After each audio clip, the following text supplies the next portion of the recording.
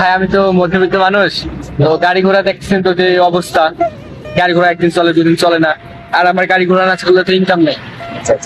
তো এখন যে মানে পরিস্থিতি চলতেছে, আমি তো খাওয়া দাওয়া বেরিয়ে খাইতে পারতেছি না, একবেলা খাওয়া দুই বেলা না খেয়ে রাখতেছি, খুবই পরিস্থিতি অবস্থা আমি খুবই খারাপ।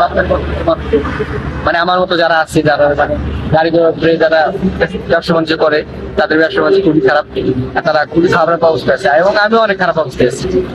কারণ ভাই বিশ্বাস করবে না, মন থেকে বলতেছি, এবং আমি একশো সত্যি কথা বলতেছি, যে বর্তমানে ব্যবসা করতে তাতে মনে হয় যে এক বেলা খায়া একদিন রুটিন খেয়েছে, দুদিন রাত্রে আবার খাবার খেয়েছি।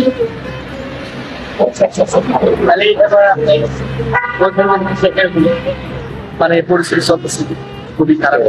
বুঝতে পারছি।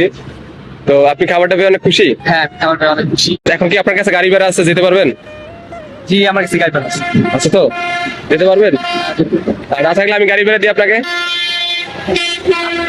তাহলে তো ভালোই হয়। ও আচ্ছা আচ্ছা।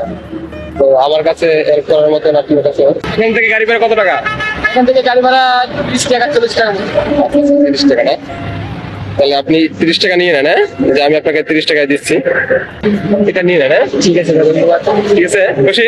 আপনি গাড়ি ভাড়া দিয়ে যাবেন? হ্যাঁ, আমি এখন এমনি যাবো, অটো নিয়ে যাবো। আচ্ছা ঠিক আছে, তাহলে আল্লাহ হাফেজ। খোদা হাফেজ। বাড়িতে দোয়া করবেন। ঠিক আছে।